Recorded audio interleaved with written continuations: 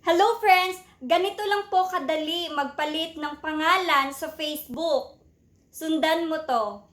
Dito sa ating settings and privacy, tap settings.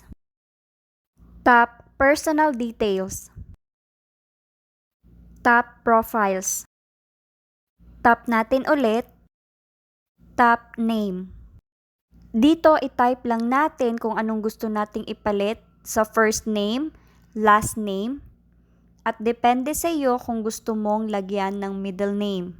Paalala lang kapag tapos na tayo makapagpalit ng pangalan, after 60 days pa ulit tayo makapag-change ng name dito kay Facebook. At kung gusto mo naman maglagay ng nickname, tap Manage Other Names.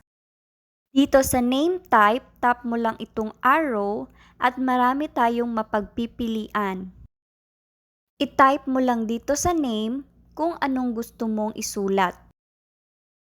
Tap natin itong show at the top of profile, then save. Tap review change. Dito naman, choose how your name will appear on your profiles. Then save changes.